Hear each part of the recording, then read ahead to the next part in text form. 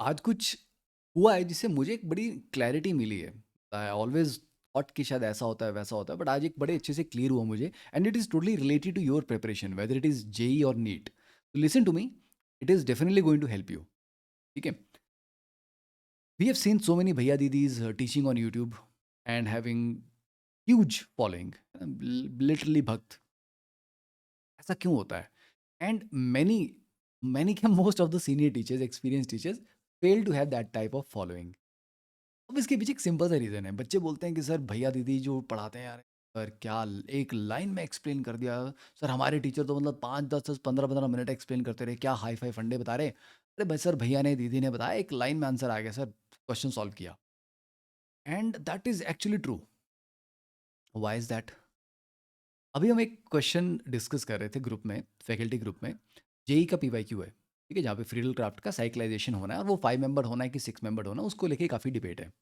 And वो question भी आपके साथ मैं डिस्कस करूंगा। It is really debatable. कल रात से डिस्कशन स्टार्ट हो गई।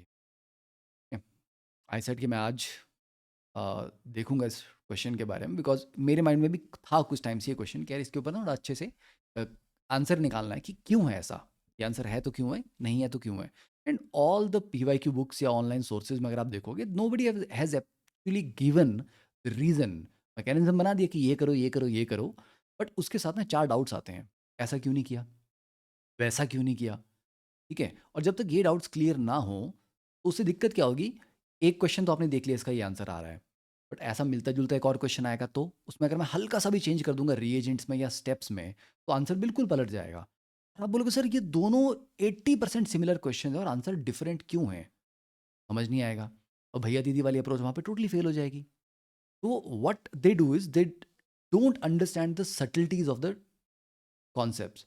ठीक है, ऑर्गेनिक बहुत डीप सब्जेक्ट है और एक अच्छी अंडरस्टैंडिंग इज रिक्वायर्ड।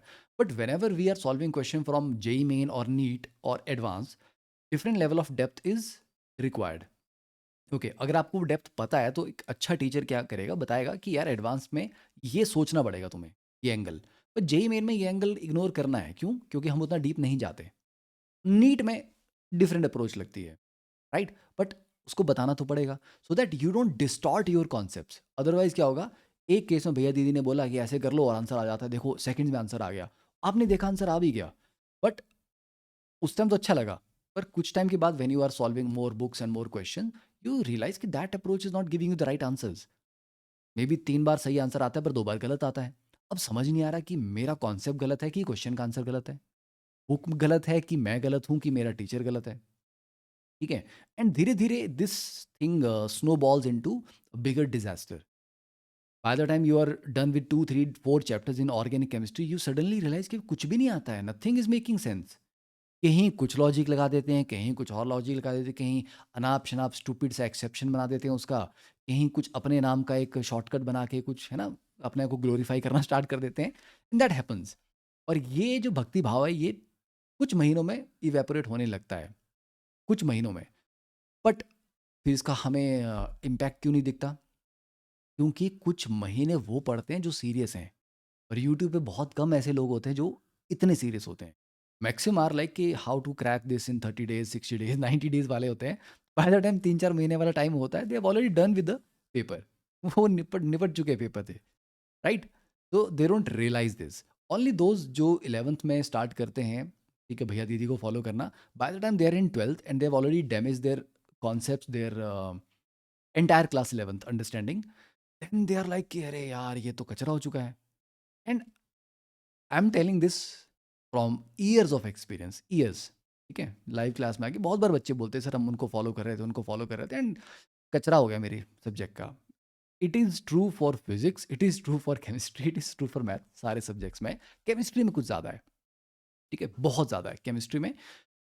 आप लॉजिकली बोल सकते हो और आपका लॉजिक बहुत सॉलिड भी लगेगा कि ऐसा होना चाहिए, इसमें ये हो रहा है, फिर ये हो रहा है। एंड एक और लॉजिकल इंसान अगर उसी डिस्कशन में आ जाए और वो एक और मैकेनिज्म प्रपोज करे, वो भी आपको उतना ही लॉजिकल लगेगा। तो आंसर क्या होगा सर? आंसर फिर डिपेंड करता है कि बुक्स में क्या लिखा हुआ है, एक्सपेरिमेंटल डेटा क्या बोलता है। And that's why we teachers sometime discuss one question for hours, घंटों तक डिस्कस करते हैं ग्रुप में। Everybody is coming with not their own thoughts के ऐसा होना चाहिए।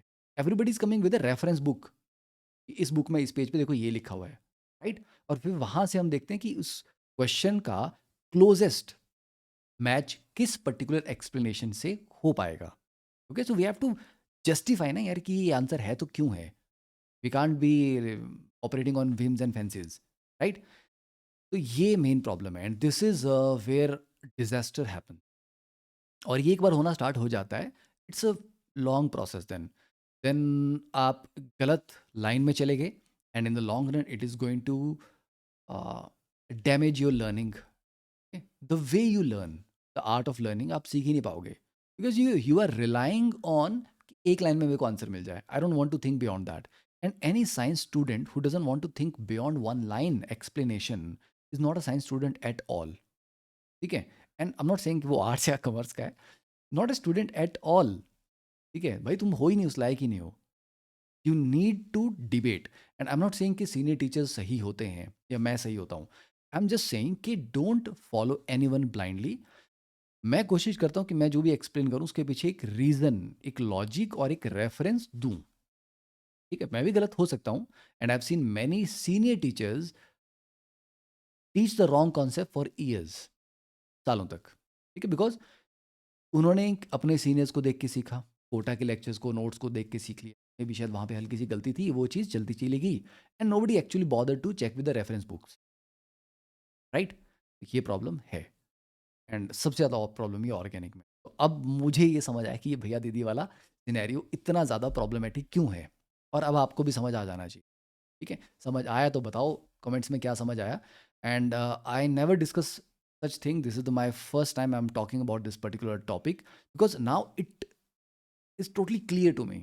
So now I'm not talking based on what I feel. I am now able to connect the dots. ठीक है, तो आपको भी कुछ लगा है तो do share your experiences, and we can continue this, and I'll definitely share that question along with a detailed explanation with you. Okay.